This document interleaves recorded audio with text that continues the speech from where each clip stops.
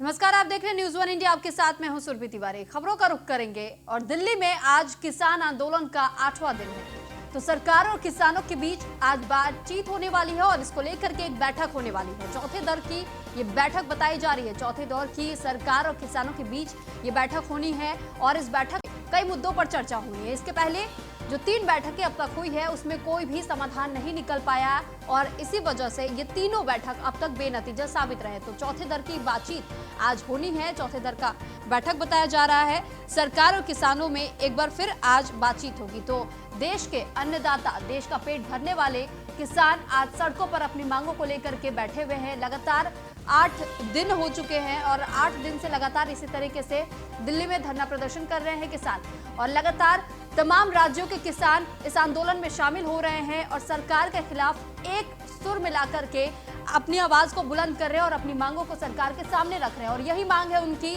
कि कानून में फेरबदल किया जाना चाहिए या फिर इस कानून को पूरी तरीके से रद्द कर दिया जाना चाहिए। और फेरबदल भी इस बात को लेकर के वो कहना चाह रहे हैं कि एमएसपी को कानून का रूप देना चाहिए। तो एमएसपी पे गारंटी देने के लिए अपनी मांग को लेकर के किसान अड़े हुए हैं। तो वहीं कई बार सरकार की तरफ से इस बात को सामने रखा जा चुका है, कहा जा चुका है कि सरकार इस पर गौर जरूर करेगी।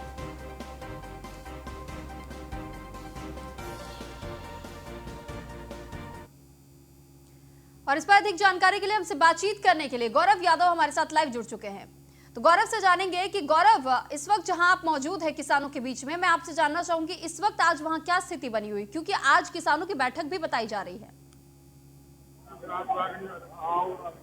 जी बिल्कुल, देखिए तो सबसे ये है कि आज किसानों की महापंचायत है। लगभग 11 से 12 के बीच का वो समय है जब महापंचायत यहाँ यूपी गेट बॉर्डर पर होगी। और आप देखेंगे कि मेरे साथ बड़ी संख्या में यहाँ पे किसान है और किसानों की भीड़ जैसे जैसे महापंचायत का ऐलान हुआ वैसे वैसे यहाँ पर भीड़ एकाएक बढ़नी शुरू हो गई और सुबह से ही काफी भीड़ बढ़ती जा रही है।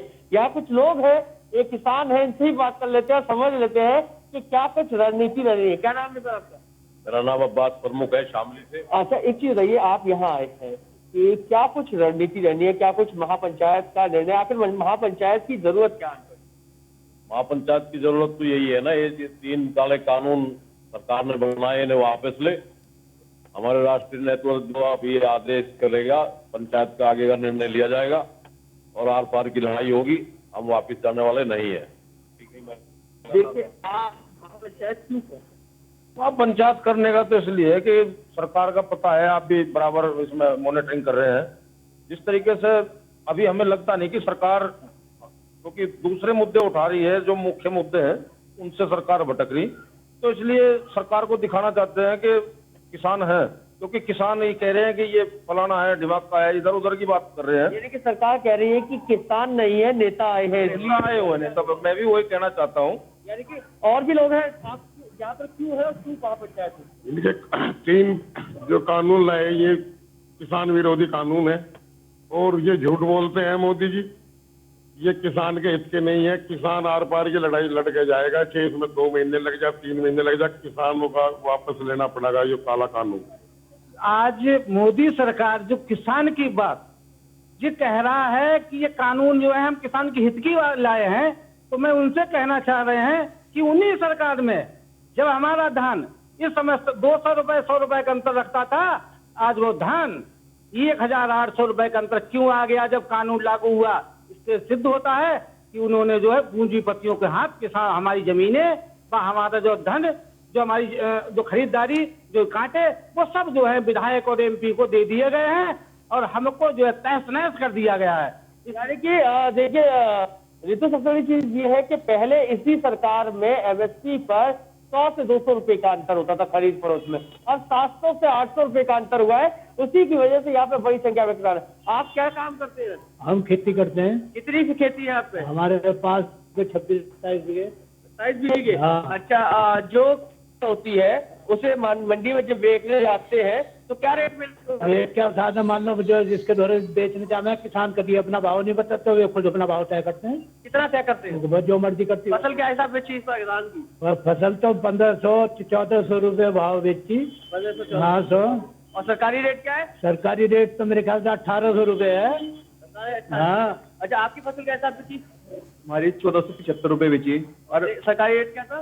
1888 रुपए रेट है जी। मैं अपना अभी खुद ही तय कर लिया क्या भाव लेना क्या नहीं। मंडी में जाने के बाद में किसान की दुर्दशा होती रही। गौरव, इनसे जरा सरकार ने पूछिए। मंडी से तो आपको गौरव, यहाँ आजाद एक कर दिया सवाल है। है कि जरा इन किसानों से ये बात पूछिए कि जिस तरीके से किसान कह रहे हैं कि ये किसान विरोधी कानून लाया गया है, लेकिन इससे पहले भी एमएसपी को कानून में तब्दील नहीं किया गया था जिस वक्त कांग्रेस की सरकार हुआ करती थी।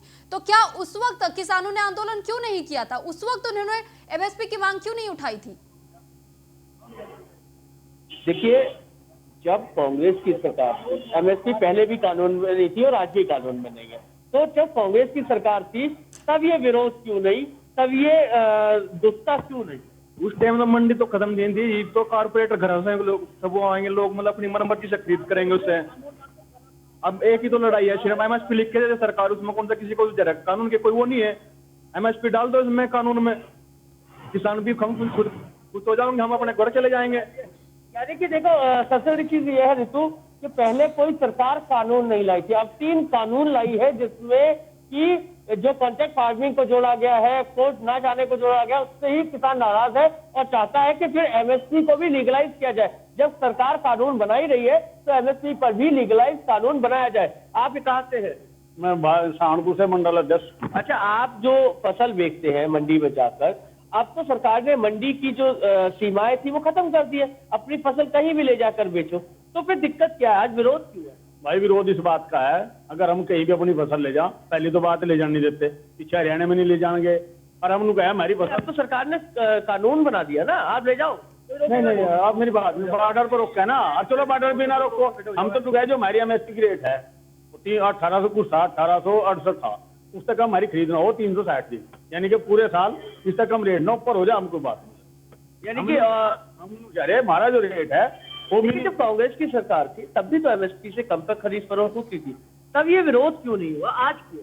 आप जब तो 4500 तक बिक जाती बासमती, इनका जो है 2000-2100 भी नहीं गई, 1500-1600 में कटी। मोटा धान 800-1000 बिका।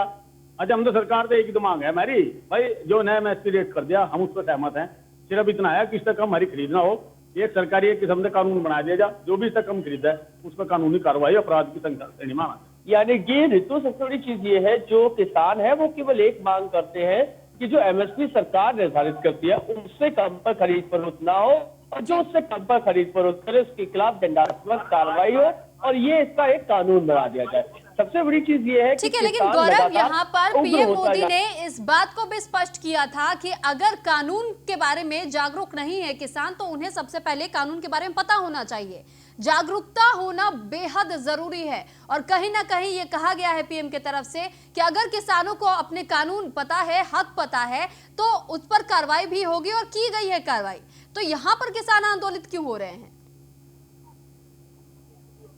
जी बिल्कुल, देखिए ऋतु, सबसे बड़ी चीज ये है कि जैसा कि प्रधानमंत्री मोदी ने कहा कि किसानों को कानून पता नहीं है तो पता होना चाहिए, तो सबसे बड़ी चीज ये है कि सरकार के वो हाथ, सरकारी वो तंत्र जो कानून को भली भांति जानते हैं, उन्हें किसानों को कानून से अवगत कराना चाहिए था।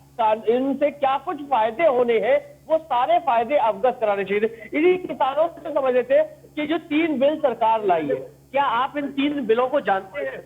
हाँ, 3 बिलों को जानते हैं। क्या है 3 बिल, समझेंगे आप? कॉन्ट्रैक्ट फार्मिंग, और एक एमएसपी वाला, और एक ये अतिरिक्त भंडारण वाला।